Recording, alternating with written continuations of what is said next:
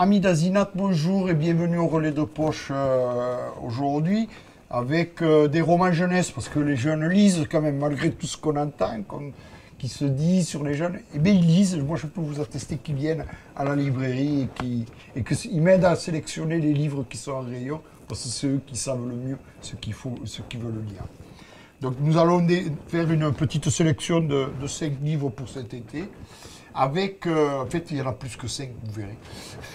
Avec un premier, Blackwater, de Michael Doyle. C'est pas nouveau, mais c'est une série de 6 livres qui a été repris par la maison d'édition Toussaint Louverture, qui en a fait de magnifiques jaquettes.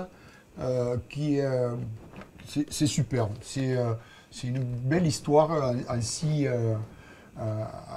opus. Voilà, on va en parler un peu.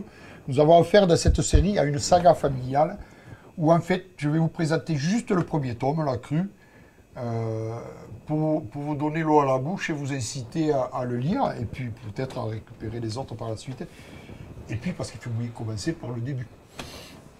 Alors que les flots sombres et menaçants de la rivière submergent Perdido, une petite ville du sud de l'Alabama, les Cascais, une riche famille de propriétaires, doivent faire face aux innombrables dégâts provoqués par la crue.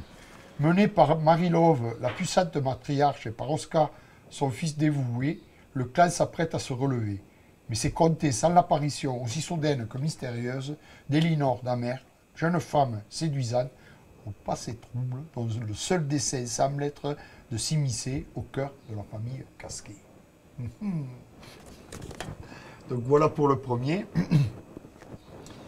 Le second, c'est Griffes et ses crocs de Mathieu Robin. Un livre qui va passionner les jeunes, enfin, tout le monde, ceux qui l'ont lu. Moi je le trouvais bien et les jeunes qui en parlent bien. Marcus a toutes sortes de tocs et d'obsessions qui lui empoisonnent l'existence. Il est intimement convaincu que s'il ne les respecte pas, un drame effroyable se produira. Quand Marcus et sa famille partent en vacances avec des amis dans un chalet perdu, le jeune garçon de Portland a un mauvais pressentiment. La nature qui les entoure, hostile et mystérieuse, fait écho à une vieille légende indienne racontant qu'une bête impitoyable hante la montagne. Un matin, Marcus transgresse un de ces tocs. Le soir même, les parents ne rentrent pas de leur randonnée. Le pont qu'ils ont emprunté a disparu. Un roman au suspense angoissant, à la croisée des chemins entre fantastique et récit initiatique. C'est Griffes et ses crocs de Mathieu Robin. Alors je vous ai glissé au milieu quelque chose un grand classique, parce qu'il faut en lire aussi de temps en temps, mais c'est Poil de carotte de Jules Renard.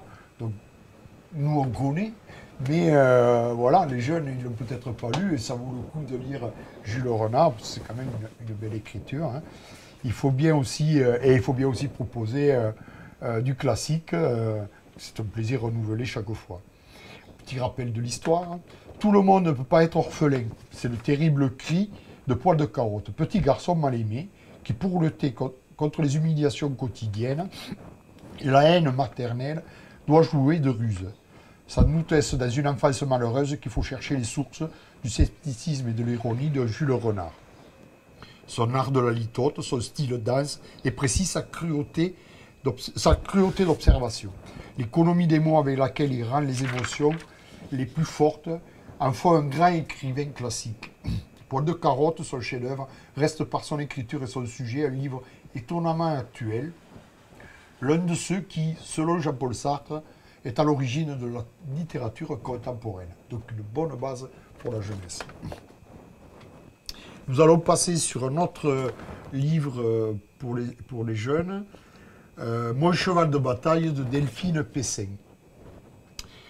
C'est un grand jour pour Arthur. Il assiste à un spectacle de voltige équestre, sa passion. À sa grande surprise, l'un des chevaux sort du rang pour le saluer affectueusement. Ce qu'il ignore, c'est que ce cheval est spécial et sait détecter les personnes malades. Quelques jours plus tard, tout bascule. Arthur fait un malaise. Dans l'épreuve qui l'attend, le garçon pourra compter sur sa grande sœur. Pour mieux livrer bataille, elle a même quelques idées un peu folles. Un roman qui chamboule le cœur, nous fait pleurer et sourire tout à la fois. sélectionné au prix des incorruptibles, des Inco, 2023-24 dans la catégorie 5e, 4e. Donc à se pencher aussi sur ce livre Delphine Pesset, Mon cheval de bataille. Et puis aussi un livre de Le journal d'un dégonflé. Il y en a une série de je ne sais plus combien, 15 ou 20 de cela. Donc ils ne se suivent pas, on peut les prendre un peu dans le désordre. C'est toujours marrant, puis c'est des livres faciles à lire avec quelques dessins à l'intérieur. Et pour l'été, c'est super. Celui-ci, c'est Zéro réseau. Et vous allez voir que c'est pas mal pour les jeunes, Zéro réseau, pour se pencher sur les livres.